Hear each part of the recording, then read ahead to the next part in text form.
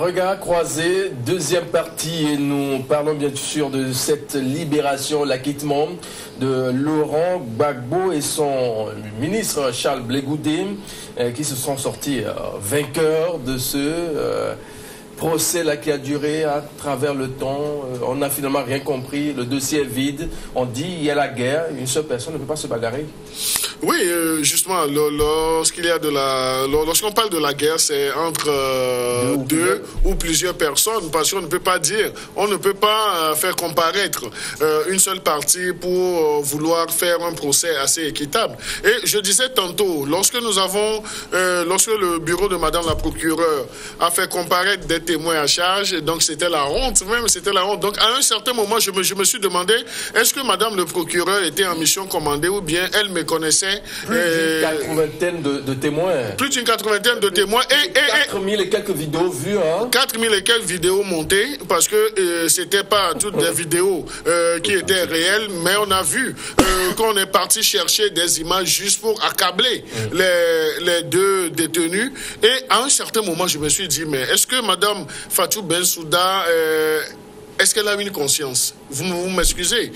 Parce qu'elle est femme, il y a certaines choses que on ne doit pas faire, on doit proscrire. C'est pas parce que vous êtes dans le rôle de procureur où on dit que vous êtes là pour l'accusation que vous allez accuser innocemment des gens. Donc avec le déroulement même et la comparution des témoins à charge qui s'étaient révélés des témoins à décharge, donc on a senti que en fait, ce n'était pas Madame le procureur qui dirigeait, mais il y avait des réseaux, des mains tapis dans l'ombre qui lui dictaient également des choses. Et moi, j'ai eu honte pour cette dame parce que je me dis, mais est-ce que cette dame, elle est une Africaine? Est-ce qu'elle est une Africaine ou bien... Oui, non, mais je me suis dit ça. La Gambie, c'est en Afrique, mon cher ami Rodrigue. Mais je me suis dit, est-ce qu'elle est une Africaine? Si elle était vraiment une Africaine, je crois qu'il y avait... Mais elle faisait son boulot... Oui, c'est ce qu'on va nous dire, Mais en tout professionnalisme, entre guillemets, parce que monter des images qui n'était pas vrai, qui n'était pas réel, donc ce n'est pas le professionnalisme, et aller même soudoyer des gens à témoigner à charge contre des prévenus. Est-ce que c'est elle qui a finalement orchestré tout cela, ou bien il y a une main quelque part derrière qui... Non, je dis... Non, mais moi, je peux dire qu'elle est responsable parce que c'est elle qui... Oui, c'est elle qui était la chef d'orchestre, c'est elle qui a présenté la situation. Les mains noires aujourd'hui, on ne peut pas les nommer, mais c'est elle qui a joué le sale boulot. Et aujourd'hui, si on doit taper sur le doigt de quelqu'un, c'est sur le doigt de cette dame. Rodrigue Arrigo, à qui profite finalement ce, entre guillemets, désordre-là oui, si c'était désordre qui passait, ça devrait profiter à Alassane Ouattara, qui avait tout intérêt à en finir avec Laurent Gbagbo. Parce que, figurez-vous, il y a eu cette affaire d'ivoirité, il y a beaucoup de situations qu'il peut considérer à un moment donné comme humiliantes pour lui, parce que vous avez vu même par moment des photos des personnes qu'on fait, bon, je ne dirais pas qu'on fait passer des personnes qui seraient des frères donc de l'actuel président de la Côte d'Ivoire, mais qui seraient autres de nationalité burkinabé, des responsables politiques également. Donc, il y avait cette affaire d'ivoirité qui a battu son plein à un moment donné, et qui l'a d'ailleurs conduit à prendre l'option des armes pour accéder au pouvoir. Mais ce qui intéresse ici, c'est quand une certaine communauté internationale appuie des gens qui prennent les armes pour arriver au pouvoir et ne parle pas de déstabilisation d'un pouvoir ou d'une institution de la République. Par contre, ils vont capturer le président et sa femme, toute sa famille, pour remettre à ces rebelles-là qui étaient détenteurs des armes sophistiquées. Ça pose un problème. C'est-à-dire qu'en Afrique, finalement, nous sommes des marionnettes et il y a des marionnettistes haut perchés quelque part qui tirent sur les ficelles et nous, on est là à gesticuler, à répondre à ces commandes-là. Parlant de ce procès, je veux voir quelque part aujourd'hui Blé Goudé et Laurent Gbagbo attaquer cette cour. Parce que, figurez-vous que la loi est claire, le droit est clair. Même des preuves au cours d'un procès, des preuves que vous présentez et des preuves recueillies pas dans des normes adéquates que vous présentez. Des preuves falsifiées. Des preuves falsifiées, mais ça conduit quand même à une certaine radiation même du corps, parce que vous avez prêté serment. Et lorsque vous brisez le serment, mais c'est assez ridicule. Aujourd'hui, cette scène profite à qui? Mais ça profite à Alassane Ouattara parce qu'il sait qu'il a fait suffisamment de gaffes. Et je reviens sur le développement de Adam Adjoun pour dire quelque part que non, peut-être que l'homme a vu, il a compris parce que son truc, comment vous l'appelez, de réconciliation a démarré quand? C'est lorsqu'il a commencé par lire un certain échec de ce qui se faisait, la cabale au niveau de la CPI, qu'il a joué de loin une balle de pénalty. Sans poser la balle au point de pénalty. C'est-à-dire commencer par libérer des gens, puisque à un moment donné, on a fait passer Simeone pour une criminelle, elle a été humiliée, excusez-moi, c'est un peu exposé par moment, et d'autres traitements inhumains. Mais à un moment donné, c'est une dame qu'on libère et qui a été foulée aux pieds. Mais elle a été libérée pour rien du tout comme ça, et on dit que c'est au nom de quoi? De la réconciliation. La réconciiliation, il faut pacifier. Il faut pacifier le pays. Je ne dis pas le contraire. Mais Ouattara, c'est parce qu'à un moment donné, il a compris que, puisqu'il a tenté, n'oubliez pas, d'envoyer aussi Guillaume Soro à la CPI. Lorsque Soro prenait un certain recul face à leur deal,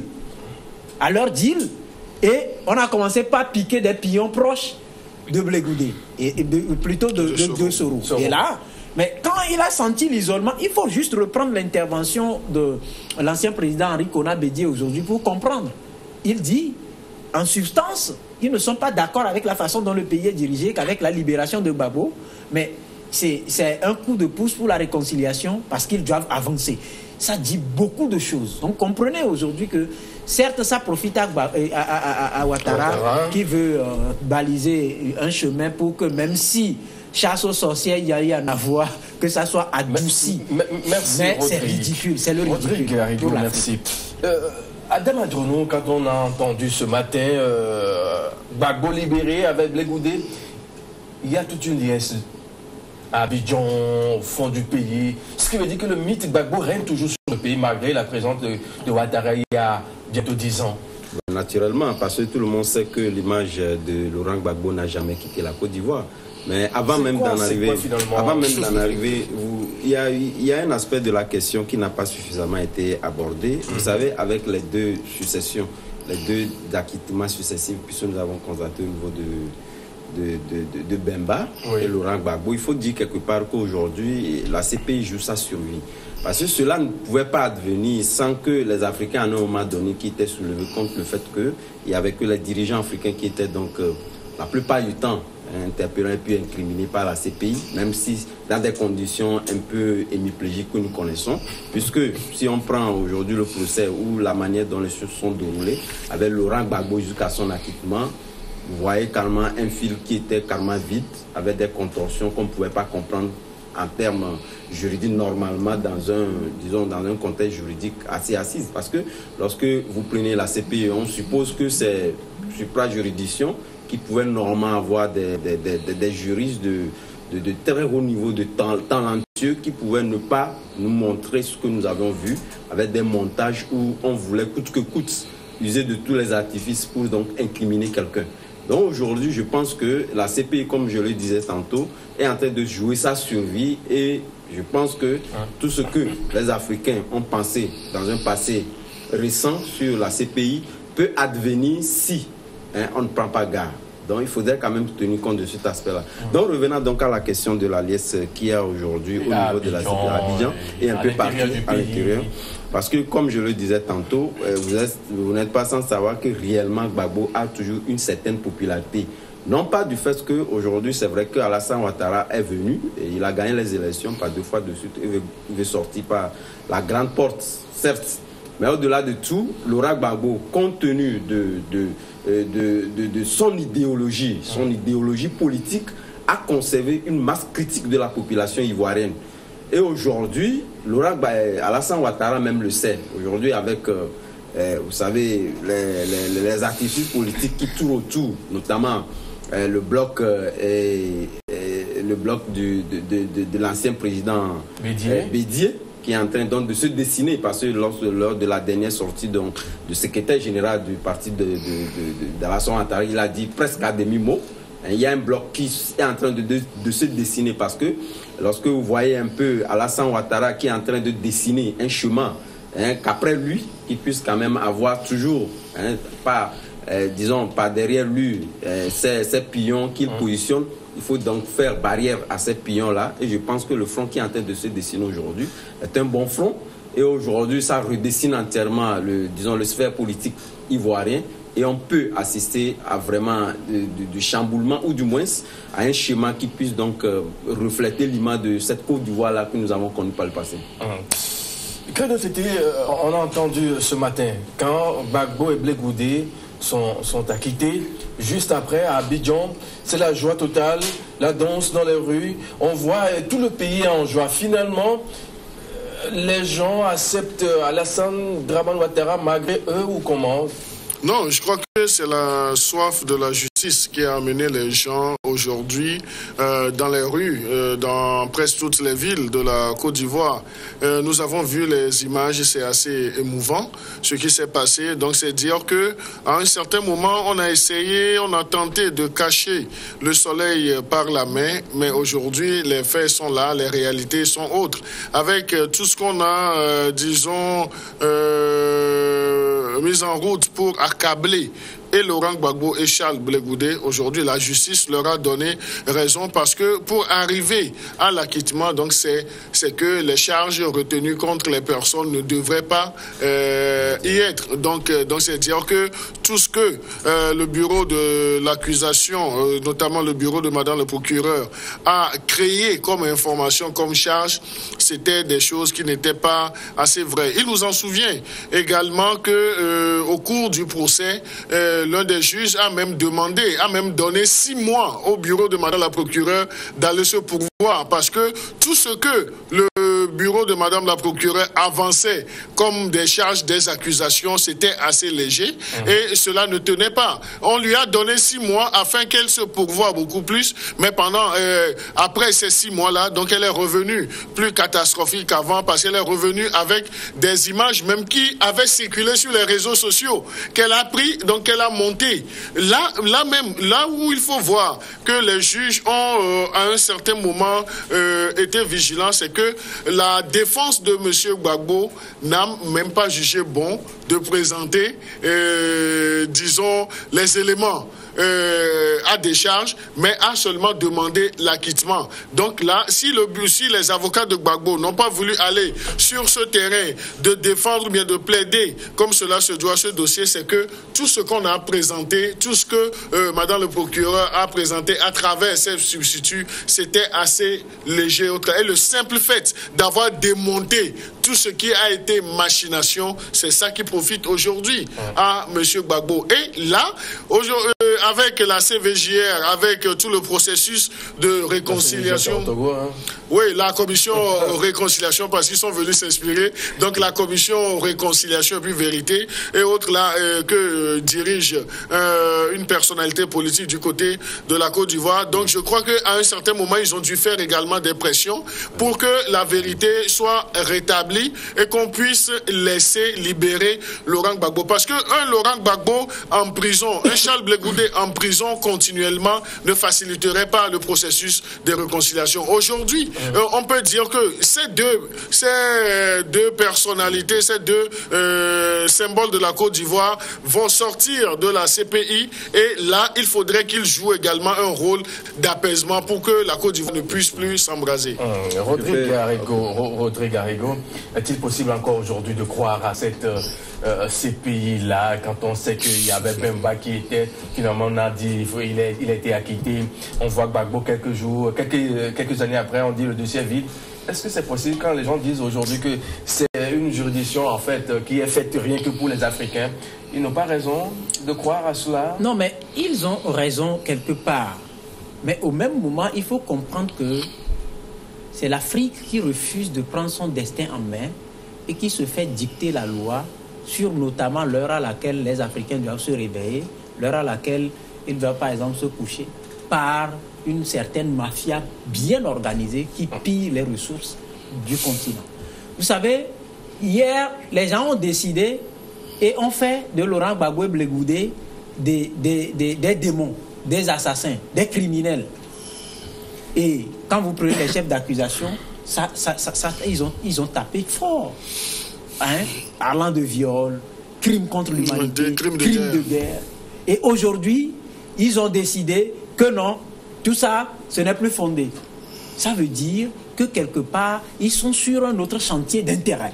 Mais quand on sait qu'il y avait plus de 2000 quelques morts, et on dit le dossier est vide, il y a injustice quelque part, non? Il faut forcément un coupable. Ce qu'on dit, s'il faut être dans la logique telle que je l'avais dit et mon aîné l'a appuyé, il y a deux personnes qui se battent. Et vous cherchez seulement vous accusez, je dirais, l'autre sans chercher à fouiller dans le camp de celui qui est allé chercher les armes pour venir prendre un pouvoir. Vous l'avez aidé à avoir le pouvoir en allant déstabiliser l'autre président parce que vous ne le voulez pas. Remonter à ce conflit où des informations avaient circulé comme quoi Gbagbo incitait donc les Ivoiriens à s'attaquer aux Français. Tout est parti de là. Et rapidement, les supradécideurs ont pris en main le dossier, ce qui justifie d'ailleurs au lendemain de l'arrestation de Laurent Gbagbo, c'est Nicolas Sarkozy qui débarque en Côte d'Ivoire avec des hommes d'affaires comme quoi ils sont venus pour construire la Côte d'Ivoire. On a vu ce qu'ils ont construit en Côte d'Ivoire. Donc quand vous prenez par exemple cette façon de se comporter des Africains, un Africain qui veut être président, il va chercher l'appui de la mafia. On l'aide à devenir président et lui, il les aide à piller nos ressources. C'est ainsi fait. Maintenant qu'on a mis à contribution la Cour pénale internationale, ça pose un véritable problème. Un véritable problème sur l'indépendance réelle de cette Cour-là. Mais avec ce que le juge a fait aujourd'hui, on peut quelque part dire qu'il y a des hommes qui pensent que cette Cour doit exister et doit redorer le blason de son image si à un moment donné, il y en a eu. Mais pour prouver à l'Afrique que ce n'est pas une cour uniquement mise en place pour les Africains, mais il y a par exemple un certain Nicolas Sarkozy qui a téléguidé ou qui a piloté un plan où on a liquidé par exemple Mohamed Kadhafi. Il peut aussi comparaître devant cette cour-là.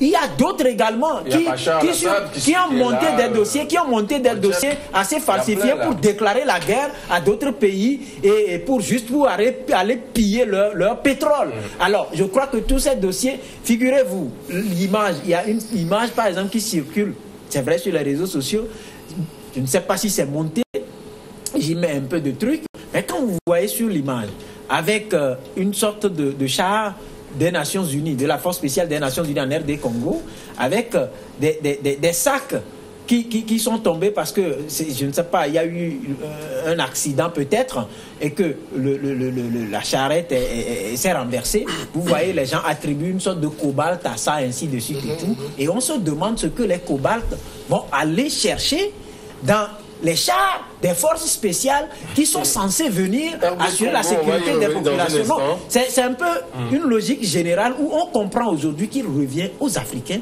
de prendre leur indépendance et surtout de comprendre que le nœud du problème en Afrique, c'est l'obsession du pouvoir où on pense qu'il faut un président exceptionnel qui reste au pouvoir ad vitam aeternam, qui meurt au pouvoir et après son frère ou son fils prend le pouvoir. Si on arrive à briser ce mythe, je crois que cette cour aura intérêt à aller fuiner ailleurs aussi, autre qu'en Afrique. Oui. Adama Djourou, quel est l'avenir finalement de ces acquittés-là? Aujourd'hui, Gbagbo est libéré, Blé Goudé est libéré, même si Fatou Bensouda demande à ce qu'on les ramène encore dans leur cellule en attendant de voir clair demain vers 10h. Oui, vous savez, en réalité, la liesse dont on a parlé tout à l'heure, lorsque vous prenez un peu la masse ivoirienne, il y a une question identitaire liée donc à l'Africain qui se pose. Parce que lorsque vous prenez l'Africain lui-même, ce ne sont pas seulement les partisans de Laurent Gbagbo qui sont sortis en liesse. Il faut dire que depuis... Et les pro-Ouattara aussi. Tout à fait, parce que c'est ce que je disais. Il y a donc cette question identitaire africaine. Parce que vous prenez la Côte d'Ivoire, disons en général, vous verrez que l'Africain lui-même n'est pas aussi content parce que quelque part, si Laurent Gbagbo était donc emprisonné chez lui, c'est vrai qu'il y a certaines déceptions liées donc à sa famille et à sa famille politique et tout. Mais ici, la Côte d'Ivoire, en général, la population ivoirienne ne peut pas concevoir ce que Laurent Gbagbo, qui a dirigé un pays, votre président de la République, même partout ailleurs en Afrique, qu'on puisse quand même aimer, disons, avoir donc disons qu'on soit aimé à ce que Laurent Gbagbo soit toujours détenu à l'arrêt. Donc ce retour-là, il faut dire que la grande majorité de la population ivoirienne l'a partagé entièrement. Voilà pourquoi je dis que ce n'est pas forcément voir la chose d'un côté disant que voilà, ce sont les partisans de Laurent Gbagbo, ceux qui sont en lien, c'est que les partisans d'Alassane Ouattara contestait ou du moins ce n'était pas d'avis à ce que Laurent Gbagbo rentre. Mais maintenant, revenons donc à la question dont vous posez l'avenir, disons, de ces acquittés-là. D'abord, je me dis qu'aujourd'hui en Afrique, il faut savoir donc tirer disons, des leçons de l'histoire vécue. Aujourd'hui, c'est vrai que avant même que Laurent Gbagbo soit donc transmis à la CPI, il y avait même des voix, même s'ils ne sont pas levés directement ou du moins à visage découvert au niveau de la sous-région, il y avait certains dirigeants qui n'étaient pas d'avis à ce qu'on puisse donc amener Laurent Gbagbo, du moins ils ne sont pas prononcés. Ils ne sont pas prononcés directement parce que on se dit aujourd'hui. Ce silence-là. Il y a un silence, mais il faut dire quand tu vois la case de ton ami qui prend. Ils ont eu peur d'être décideurs. Non, mais il y a certains qui ont mené une diplomatie en sourdine. C'est vrai, comme je le disais, ils ont dit. Non, bon, quand même, nous sommes dans les relations diplomatiques et que vraiment les questions liées à un certain nombre de pays, même s'il y a un chef d'État extérieur qui pouvait donc s'ingérer dans ces affaires-là, il faut faire avec beaucoup de munitions, il faut le faire avec une stade précautionnelle. Ce qui veut si vous le permettez, Mathieu, non, si vous le permettez, je voudrais juste en 30 secondes réagir. Donc je crois que, non pas de l'eau au moulin, mais essayer de prendre son compte-pied parce que les dirigeants africains ont failli. Donc il faut avoir le courage. Ils ont failli vraiment. Et le rôle, oui, on a vu Kadhafi partir, on a vu le rôle que l'Union africaine a joué. Et l'Union africaine était dirigée par Jean Ping en ce moment-là. Mais Jean Ping, dans un premier temps, avait voulu être réaliste, mais je ne sais pas là où, je ne sais pas si on lui a, si les décideurs lui ont pressé les testicules. Donc à un certain moment. Non, mais l'Union africaine en tant qu'entité avait son mot à dire. L'Union africaine avait, en tant qu'entité, avait son mot à dire parce que c'est la Commission qui imprime les actions et autres là. Mais la Commission ne devrait pas attendre uniquement les décisions. Mais Monsieur Jean-Ping, dans un premier temps, dans cette affaire de la Côte d'Ivoire jusqu'à l'arrestation de Monsieur Gbagbo, donc il n'était pas d'accord. Mais on a vu un revirement de la situation à la dernière minute. Oui. Donc c'est dire que, soit il peut nous dire aujourd'hui, bien demain, qu'il aurait subi des pressions, mais là, c'est là où je dis que l'entité Union africaine n'a pas ce poids-là, ou bien ceux qui incarnaient l'Union africaine en ce moment-là n'avaient pas les couilles pour dire non aux puissances étrangères. Tout le monde a vu que c'est la France qui était derrière ça. Et la France a été soutenue par d'autres puissances jusqu'à ce qu'ils aient pris des résolutions. Et la rapidité, la facilité avec lesquelles ces résolutions ont été prises. Donc il faut voir tout cela. Il faut considérer tout cela pour comprendre que, en fait, la capture de M. Laurent Gbagbo était planifiée avant même la tenue de ces élections en problème. Okay. Aujourd'hui, je veux juste faire une précision. Si les dirigeants africains, que ce soit l'Union africaine, la CEDEAO et tout, n'ont pas réagi dans cette affaire, ni dans l'affaire de Muammar Kadhafi, c'est parce que ce que cette communauté internationale reproche, ou les chefs d'accusation, en quelque sorte, les éléments de base sur lesquels ils s'appuient généralement pour enlever un président et placer une autre marionnette, mais ils sont tous coupables de ces chefs d'accusation. La mauvaise gouvernance, la mauvaise gouvernance, la violation des droits de l'homme, ainsi de suite. Quand vous prenez tous ces mots-là, ce sont les mots pratiques que ces dirigeants ont réussi à transformer en identité africaine. Et ils ont tous les mains et les pieds liés là-dedans.